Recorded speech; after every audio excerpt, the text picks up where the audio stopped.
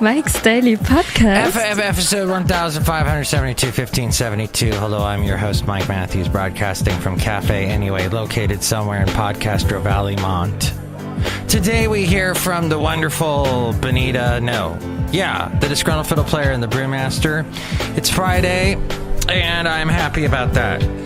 Yesterday, a bunch of things proceeded to take place that I was not prepared for, so Mike's Daily Podcast. One of them was out of the blue as I was walking my dog, Basil the Boxer.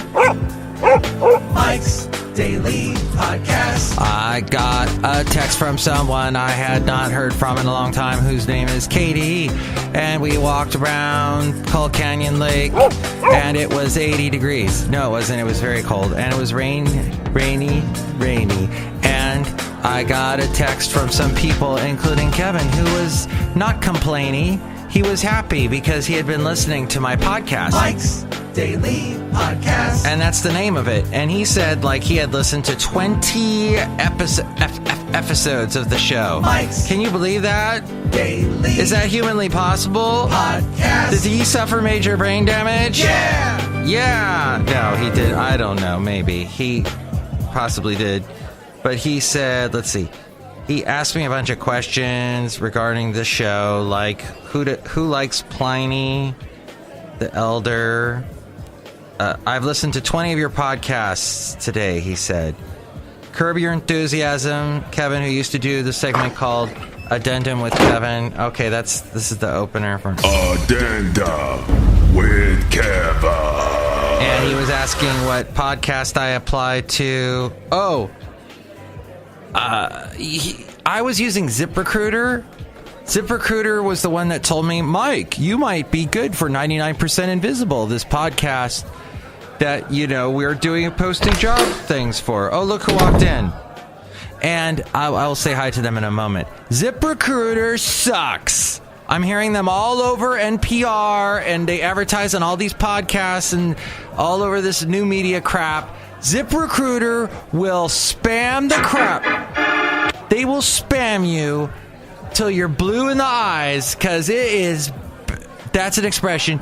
It is bad. ZipRecruiter is bad. And then they string you along because they're like, Mike, 99% Invisible has looked at your resume. Mike, they looked at your resume. And here's today's podcast picture. Twice. They looked at it twice. They looked at it 3 times. Mike, you didn't get it. Or Mike, the job has closed for this. Here are some other jobs you might want. And none of the jobs apply to me. None of them. It's like insurance agent. And if you're an insurance agent, good for you. You're able to sell insurance. That does not look like an easy thing. Car salesman. All radio people end up becoming car salesmen, and I do not want to go that route. Ugh, no. I'm not that. I love the fact that my car gets me from point A to point B. Incidentally, my car has a leak. It rained so hard yesterday, I noticed that I have a little leak in the moonroof, which I thought I had solved that problem last year. And unfortunately, it's back. And then Katie, my friend Katie, told me she went to Sweden, to Copenhagen. No, she went to Denmark. Copenhagen, Denmark, right? I know where everything is. I've looked at a map. And she said that there they have an expression called Hygge. Hygge. And Hygge is this thing about being with your friends, being with good company, having good conversation, have candles lit, warm tea, all this stuff that just, sounds warm and gooey and fun inside, doesn't it? Especially if you're a female millennial. Right? God. I don't know why female millennials to me seem like they would like candles and warm tea. But you know what? There's nothing. Tea is actually better for you than coffee in the sense that it is less acidic.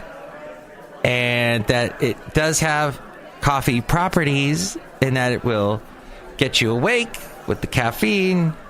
I wish I liked tea more. I'm not the biggest fan of tea. I drink tea mainly when I'm sick and I need that little... And I don't need the acid because it hurts my stomach. Too much acid will hurt your tummy. But that being said, that going down that rabbit hole, that I shouldn't have gone. That was a fun day with Katie and getting great texts from Kevin all day asking me, who likes Pliny the Elder? And I see you had to do that stupid board op exam and other things. Other observations from Kevin, who we simply need to get back on the show again and have him do his segment. But my point being, speaking of work, because that's where I met Kevin, was at work years ago, there is the obligatory memo on the refrigerator now that is so... there's something so failed about that. Something so hands, arms up in the air... I don't know what else to do. There it is. It's just so defeatist. It's like, why don't we know these things already? Any rules on refrigerators, I don't like it. I don't like it having a roommate. I don't believe in putting... If you have an issue with someone, say it to them. Hey, roommate, can you not... you keep your garlic, the minced garlic jar, put the lid on that, and then probably put that whole jar in a sealed Ziploc bag. Don't go to ZipRecruiter, Ziploc for that. To zip it up. Zip it. Zip, zip, zip. To quote my good friend from that movie. Yeah. Just say it. Don't put a laminated memo on a refrigerator. That's just, I don't know what else to do. So I'm just going to do that and think that the slobs that are causing all the problems in the first place actually know how to read. Thank you. That was my little comedy. Did you like that? That's my attempt at being a comedian. Thank you. Actually know how to read. That's how you have to do it when you're doing your stand-up comedy. You have to hit the punchline like that and punch it out of the park and give it a big... That's just, it's just so, it's the same problem I have with putting a big laminated sign on the door saying, don't, careful, there are people coming through the door. Be careful, don't smash the door into people's faces. Common sense. That's my whole thing, is where the hell did the common sense go? The obligatory kitchen memo laminate on the fridge. For God's sake, are we that... demoralized? Are we that of a society? And you know what? That refrigerator would be a lot worse. I will readily admit, and I don't go on Reddit ever. That place scares me. The people on that scare me. You're a little too smart, a little too high tech, a little too whiny, a little too mean and conspiratorial for me to be on that with you. Sorry. But I readily admit that on Monday, when I walked in and I saw that a bag that had been in there all week last week, and I lifted the bag up to my nose and could smell definite fumes starting to come from it, I chucked that mother. And by mother, I mean it was growing little babies of bacteria that we don't need to make stinky smells. I put it in the trash. I round filed that. I round filed it, and it's gone. It was gone.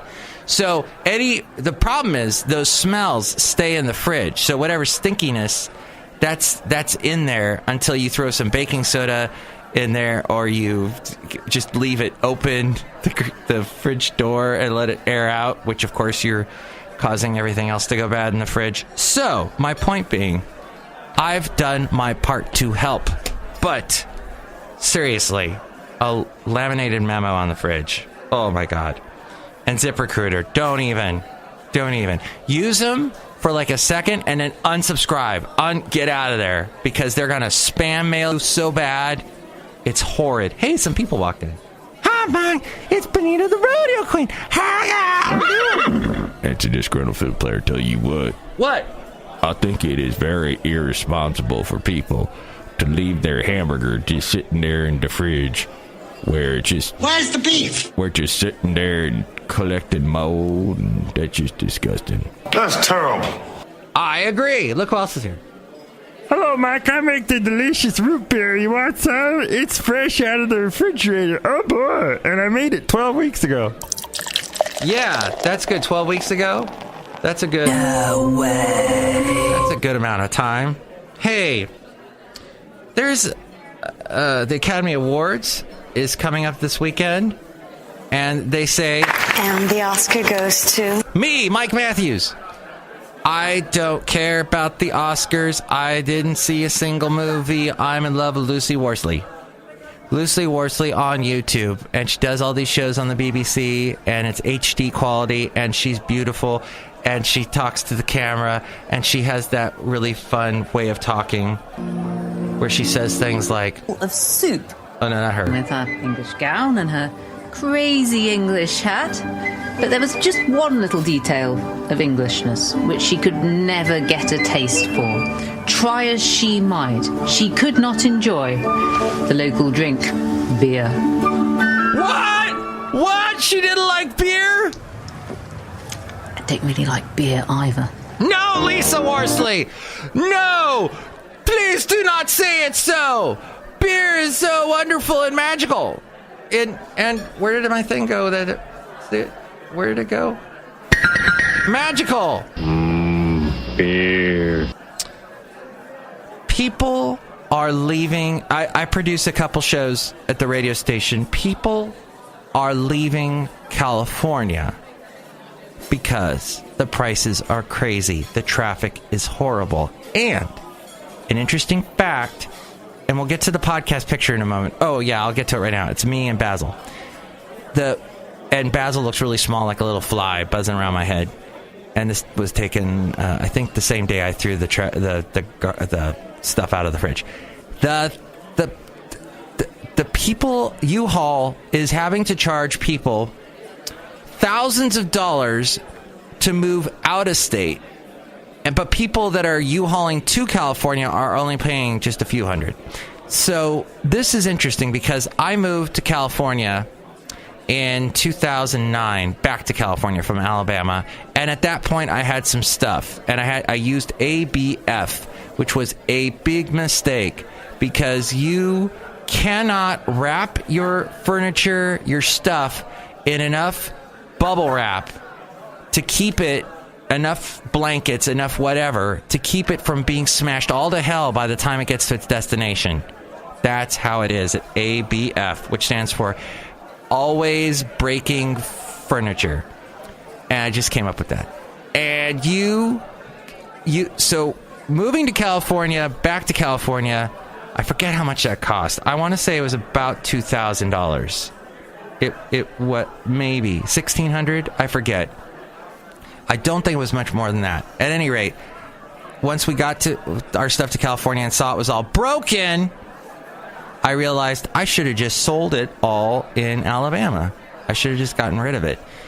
So moving to California is cheaper than getting the hell out of California, interestingly enough. Even though when you get the hell out of California to wherever else you go, except for places that are expensive, like, of course, New York City. New York City! But, throughout the U.S., it's so much cheaper that you'll save money there. But, So a friend of mine is moving to Dallas, and I'm really excited for him. Hey, that just brought everything to a grinding halt. Oh, well. I guess I'm done talking. No, wait, there's more things. I did want to say people... Oh, one person I know who's a people is a lady named Pat Chen. I produce her show. She's a pastor. And she is in, is it North Carolina? Charlotte, North Carolina today for the big funeral of Billy Graham. His funeral has been going on for a while. Yes, it's true. And yeah, there's, well, we won't go into, there is some magic involved with how you keep a body. We'll have to get a mortician on to explain how they're able to do a long funeral like this that's lasted several days, that's included Washington, D.C., and the rotunda of the Capitol. But my pastor friend is actually going to be in Charlotte today to pay her respects to Billy Graham. She was once part of one of his crusades in Oakland back like in the 70s. So she's going to go, and there's going to be a big tent. I don't know how cold it's going to be because they're having a nor'eastern. So she's doing that today, and I can't wait to hear from. I find it's fascinating to me that she's paying respects to a historical figure. He really is a historical figure, whether you are religious or not. He definitely made an imprint in America, and he saw all the presidents. He even saw Hugh Hefner, who was a president of some kind. I don't know. No, he had his own little weird kingdom in Beverly Hills.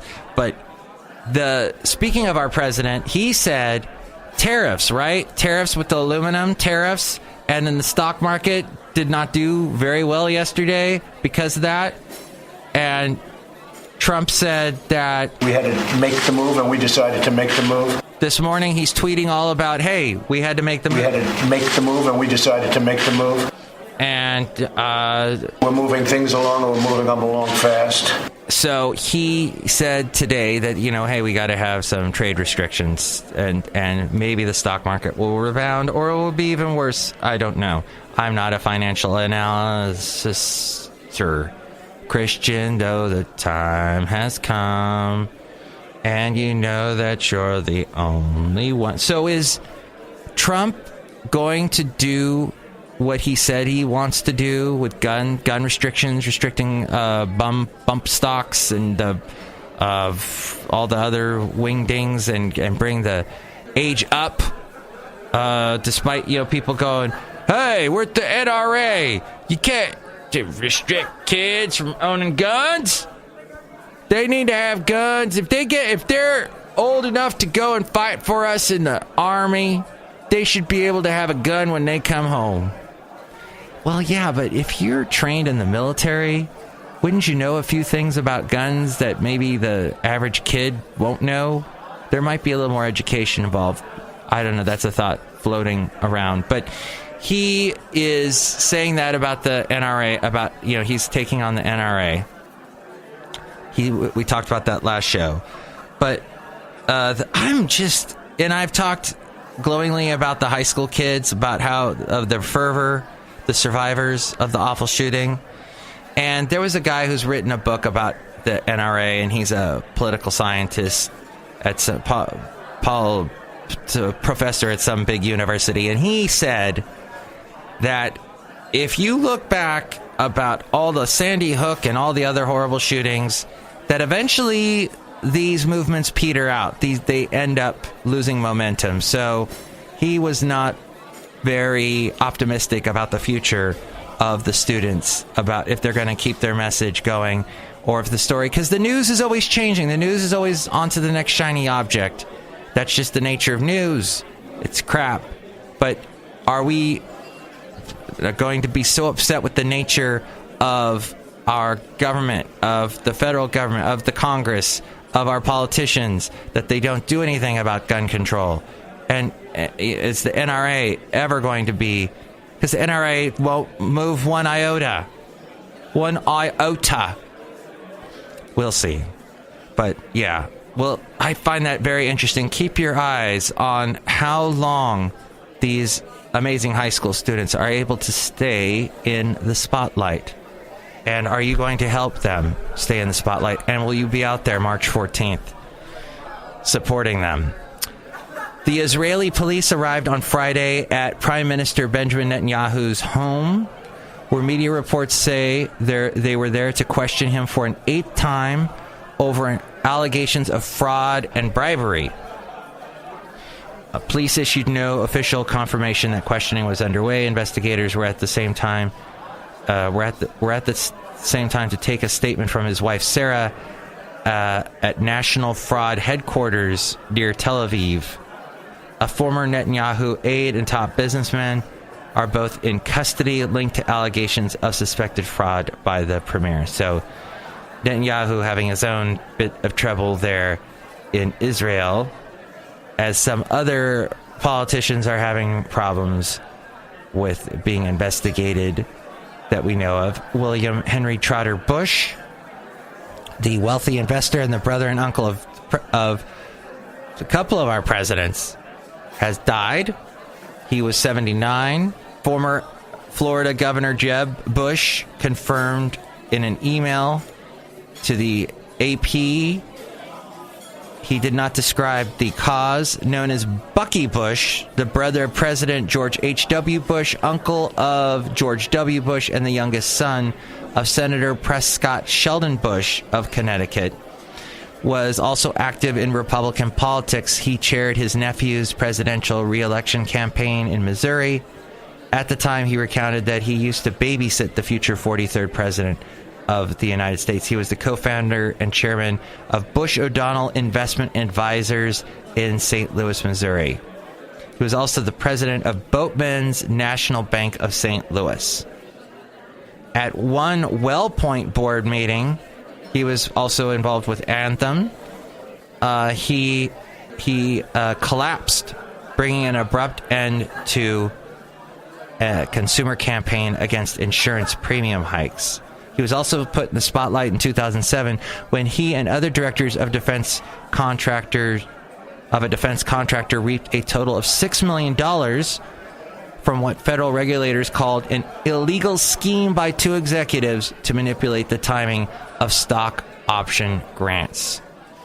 Now, onto something a little less controversial, or maybe it is even more controversial, is Jay-Z has dethroned P. Diddy, or just Diddy, as the world's richest hip-hop star, with a net worth of $900 million. It seems Jay-Z's business hustle has paid off after Forbes listed him as the top-earning hip-hop artist of 2018. P. Diddy Combs, who came in number one in 2017, was dethroned. This is the first time in 7 years that Diddy hasn't been in first place. Did they say why? For the rising value of his interests in Armand de Brignac champagne, which you can tell I buy a lot of that because I'm able to say the name. Now, if I bought a lot of that, I'd be not in this country, and I'd be someone named rich guy, and I'd be enjoying my Hygge. And no, he also has that cognac and ownership in Rock Nation, his Tidal music streaming service, which I don't know anyone who uses that. So Diddy also, he's 1 year younger than me. He ranked second on the list with a net worth of $825 million. He's got major investments in liquor brands like De Leon Tequila and Ciroc Vodka. Wow, they love their alcohol. Jeez, the rappers love their alcohol. Who knew? Too bad they don't like the root beer, Brewmaster. I know. I'd be really rich and living in that country you were talking about. And my name would be Richie Rich Guy. Oh, boy. That's right, Jack. That's a lot going on. Wow. That's so much going on. Oh, yeah, how much? A lot. KFC's chicken shortage update. Some stores remain closed. Gravy also in short supply. No! That's terrible. I need a sound effect for that. It's been nearly 2 weeks since the fast food chain first raised the alarm. KFC restaurants in the UK were running out of chicken. Yes, UK KFC. That's a lot of letters. The chicken shortage was caused by a logistical snafu, forcing hundreds of restaurants to temporarily close. The chain apologized to outraged and amused customers. Oh, America, they can't give us enough chicken. What is wrong with them and their chickens? KFC said yesterday that roughly 3% of its 900 stores in the UK remain closed. Lettuce was in short supply yesterday, so they couldn't do the wraps. And there was a lack of corn, beans, and wraps. One Twitter user ordered a tower burger, but it came without hash browns, cheese, and lettuce, and the absence of one item in particular, gravy. Gravy. No gravy. That drew loud objections. You people shouldn't eat there. That's what you shouldn't do. British people, Britons, don't eat at KFC. Leave that to us. We'll become the huge fat nation for you. It'll be great. So the Daily Show's Hason Minhaj is not Minaj. That's not Nicki's brother. Hason Minhaj is going to host his own weekly talk show on Netflix. He's leaving the Daily Show.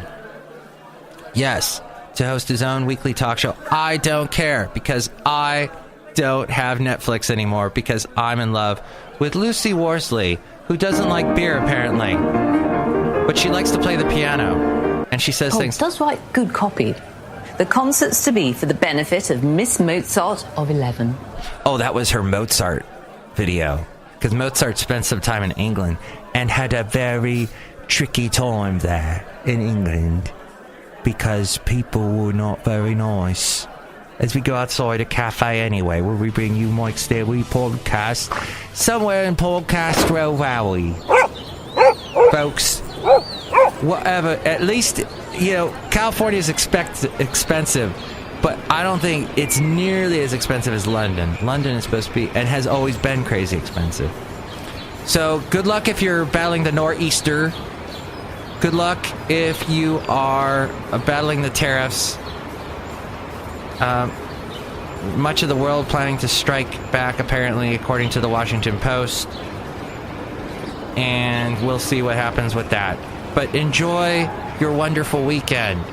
I will probably be back for the Super Secret Sunday show. We will see. It's been a pleasure talking to you on this Friday, and you can talk to me. 336MM-DAILY. That's 336MM-DAILY. Or email me, mikesdailypodcast@gmail.com. I always love to hear from you. I love getting all the emails that I get, and the texts, and the emails, and the comments that you put on the Twitter section and the Facebook section. I'm totally doing what this guy do. I know I helped this guy get into podcasting. He goes, Mike, I've got 19,000 followers on iTunes because of you, he said to me. And I said, yeah, right. And I don't really believe that, but right. Hey, that's the end of the show. Thank you. So get back to me if you want. MIKEs-DAILY-PODCAST.com. Here's Ariel telling you more about it. Mike's Daily Podcast is written and produced and performed by Mike Matthews. His podcast is super easy to find. Download or listen to his show and read his blog at MIKES-DAILY-PODCAST.com. Email Mike now at MIKES-DAILY-PODCAST@gmail.com. See you tomorrow. Bye!